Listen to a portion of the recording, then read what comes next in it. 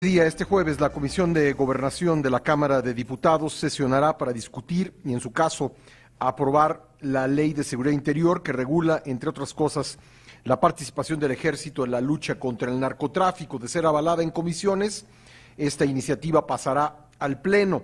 La ley marca un plazo de un año para que las Fuerzas Armadas permanezcan en las calles mientras se avanza en la profesionalización de los cuerpos policíacos en todo el país. Sin embargo, han surgido diferencias en torno de esta iniciativa. La oposición ha dicho que se pretende con esto la militarización del país, y ayer el presidente desde Coahuila llamó a la aprobación de esta norma, diciendo que es de imperiosa necesidad. Para hablar al respecto, tengo en la línea telefónica, y se lo agradezco, a Renato Sales Heredia, comisionado nacional de seguridad. ¿Qué tal, Renato? ¿Cómo estás? Pascal, ¿cómo estás? Qué gusto saludarte. Bueno, pues la oposición dice que esto es para militarizar al país. ¿Qué respondes, Renato?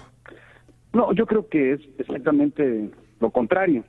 Exactamente lo contrario. ¿Por qué? Porque lo que plantea es darle un marco normativo a lo que ya está sucediendo y implica, entre otras cosas, la temporalidad, como ya comentabas, en lo que hace al retiro de las Fuerzas Armadas, y además la corresponsabilidad de la entidad federativa en la solicitud de la medida. Otro principio muy importante en la ley es el de gradualidad. Primero se trata de abordar el tema desde las policías, desde las fuerzas federales, en este caso Policía Federal, Ministerio Público, Policía Federal Ministerial, y en caso de que no sea suficiente, entonces se recurre al Ejército y a la Armada, por un tiempo, por lugar determinado, con temporalidad clara, y a partir de la propia solicitud de la entidad federativa, identificando las amenazas, el área geográfica, atender las áreas de insuficiencia operativa con el compromiso de contribuir, de vincularse y de capacitar precisamente a la policía estatal. Entonces, nos está fijando un cómo, un cuándo, un dónde y un por qué, que era absolutamente necesario. La vinculación de las Fuerzas Armadas en temas de seguridad no viene del sexenio pasado, viene desde 1996. Es la acción de inconstitucionalidad 1 del 96, cuando la Suprema Corte dice que es factible que las Fuerzas Armadas apoyen a la instancia civil en materias de seguridad a solicitud de esta, precisamente para evitar llegar a los temas que implican una suspensión de garantías. Así lo dice la jurisprudencia 1 del 96. ¿Qué sucede ahora? Pues que efectivamente tanto Ejército como Armada, que han sido solicitados en distintas entidades federativas en buena parte de los municipios del país por la insuficiencia policial que padecemos, pues requieren de un marco normativo para actuar, y están solicitando este marco normativo con toda razón. ¿Qué implica este marco normativo? Insisto, fijar claramente principios de gradualidad y temporalidad para respetar lo que dice la misma Constitución, que las instituciones de seguridad pública deberán ser de carácter civil, disciplinado y profesional. ¿Cómo lograr esto en este momento, cuando tenemos menos de 1.800 policías, 2.500 municipios, 1.800 policías municipales, en algunas ciudades, en algunos municipios, estas policías son 20 personas con una patrulla, con ingresos de menos de 5,000 pesos al mes, policías fracturadas, pasta de esos del crimen organizado? Entonces tenemos que ser capaces de enfrentar el tema coordinadamente, y no decir, vamos a retirar al Ejército, que vuelva a sus cuarteles. Digo, a ver, se trata de entender que seguridad interior tiene que ver con delitos contra la salud, narcotráfico, que tiene que ver con trata de personas, que tiene que ver con operaciones con recursos de procedencia ilícita, y que eso lo tiene que atender efectivamente la Policía Federal Ministerial, pero en su caso es necesario recurrir a Ejército y Armada. Es normal lo que acontece actualmente. Oye, Renato, llevamos ya varios meses en esto, prácticamente un año con esta discusión en el Congreso, y sin embargo la oposición, y particularmente la izquierda, no ha dejado de insistir en que esto es una militarización. Después de escuchar tu explicación, ¿qué es lo que ha pasado? ¿Ustedes no han cabildeado con ellos, o de plano ellos están cerrados a escucharlos? Yo creo que prácticamente dogmas en esta cuestión. Por ejemplo, ellos dicen que es inconstitucional legislar en materia de seguridad interior, que porque no existe una facultad expresa en el 73 y solo habla de seguridad nacional. Bueno, el artículo 89, fracción sexta de la Constitución, dice que es una atribución del Poder Ejecutivo precisamente preservar la seguridad nacional y atender a la seguridad interior y defensa exterior de la Federación, disponer de la totalidad de la Fuerza Armada Permanente, o sea, del Ejército, de la Armada y de la Fuerza Aérea, para la seguridad interior. Si existe una facultad explícita conferida a un poder de la Unión, en este caso al titular del Ejecutivo Federal, pues no hay que ser constitucionalista para recordar que en el Congreso existen facultades implícitas. Si hay facultades implícitas, estas existen precisamente porque existe una expresa conferida a un poder de la Unión, entonces se puede legislar perfectamente en la materia. Ese es uno de los argumentos. Otro más, dicen, lo que se está pretendiendo con esta ley es invadir con militares todo el país. Bueno, precisamente es lo contrario, como vemos aquí. El artículo 19 de la iniciativa de ley es clarísimo cuando dice precisamente que las Fuerzas Armadas solo intervendrán cuando las capacidades de las fuerzas federales resulten insuficientes para contrarrestar la amenaza de que se trate. Y define un procedimiento para que la entidad federativa, a través de su legislatura o su gobernador, soliciten a la Federación la atención de las Fuerzas Armadas, o de las Fuerzas Federales en su caso. Entonces está perfectamente reglamentado justamente para evitar lo que se atribuye a la militarización del país. Oye, ¿por qué no era operativo desde tu punto de vista el mando policial mixto? ¿No era mejor tener un modelo como ese que mantener las cosas como están, que aparentemente no están funcionando? A mí me parece disfuncional algunas cosas del mando policial mixto porque equivaldría a que el municipio decide en determinado momento cuándo sí y cuándo no.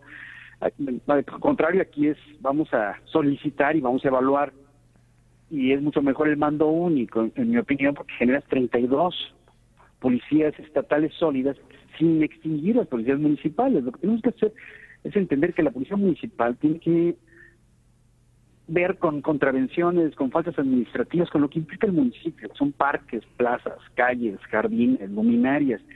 Tiene que atender eso, vincularse con jueces cívicos. Es algo que no se ha entendido suficientemente, pero quien tiene que atender que una persona no esté grafiteando, que no se esté bebiendo en la vía pública, que no se tire basura, que el parque no esté lleno de maleza, que genera oportunidades delictivas, es precisamente esta policía municipal. No se trata de extinguirla. Y así entendemos, este es un primer piso, seguridad cívica. Seguridad pública, pues es lo que tiene que ver con daño en propiedad ajena, lesiones, robo a transeúnte, robo a casa habitación, lo tiene que atender la policía estatal. Seguridad interior, pues tiene que ver con narcotráfico, con operaciones con recursos de procedencia ilícita, con trata de personas, entonces lo tiene que atender fuerzas federales en vinculación con policías estatales capacitadas, pero también a veces con ejército y armada. Y por último, seguridad nacional, que es terrorismo, rebelión, sedición, motín, los delitos que contempla el Código Penal Federal, precisamente en esta lógica escalonada de conceptos de seguridad. Oye, para ti, ¿qué podríamos decir que no ha funcionado? Porque si vemos las cifras, pues muchos delitos de alto impacto están al alza. El mes de octubre ha sido un mes terrible. ¿Qué es lo que no funcionó en la estrategia que se pretendió aplicar este sexenio, Renato?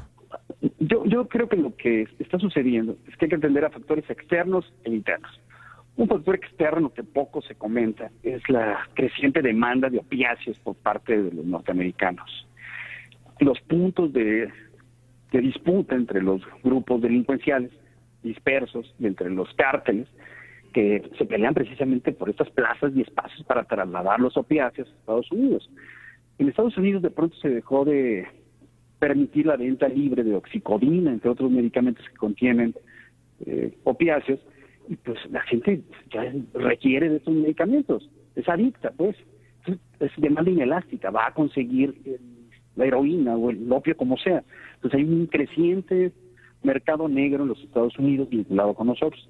Lo reconoció John Kelly recientemente. El problema de la violencia en México tiene que ver con la demanda de drogas en Estados Unidos, entre otras cosas. Se suma a esto la producción indiscriminada de cocaína en Colombia por la negociación de las FARC con su gobierno, con el gobierno de Colombia. Se sentaron 3 años a negociar, pero una de las condiciones fue no me fumiguen plantas. Entonces hay una sobreproducción de cocaína en toda Latinoamérica, que implica la búsqueda de mercados, posicionarlos, trasladarlos. Esos factores externos que poco se conocen. Factores internos, pues esta debilidad policial terrible, que tiene que ver también con el desprecio hasta constitucional de los policías y operadores del sistema de justicia.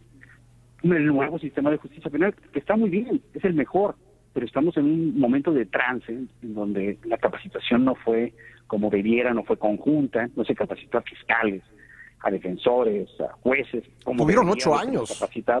8 años que no se usaron para capacitar como debió capacitarse. Y hay que decir que este gobierno, esta administración fue la que realmente impulsó el nuevo sistema. Si recordamos esa reforma del 2008, es una reforma pues que inicia su vigencia en el 2008 en lo que hace a delincuencia organizada, al día siguiente.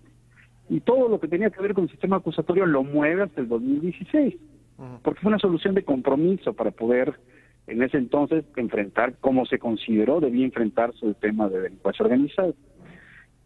Nos movimos de 8 homicidios por cada 100,000 habitantes a 22 homicidios por cada 100,000 habitantes en menos de 5 años, de 2007 a 2012. Bueno, ahora estamos en una situación muy complicada, que atiende, insisto, a factores internos y a factores externos. Precisamente por eso necesitamos el respaldo legislativo para permitir la coordinación de ejército y armada en materia de seguridad pública con más facilidad, atendiendo un nuevo sistema de justicia. Bueno. Y necesitamos capacitar conjuntamente y revalorar la función policial, redimensionar a los policías. O sea, no podemos exigirle al policía que despreciamos que actúe como un policía de primer mundo si lo tratamos desde la propia Constitución como un policía de tercero.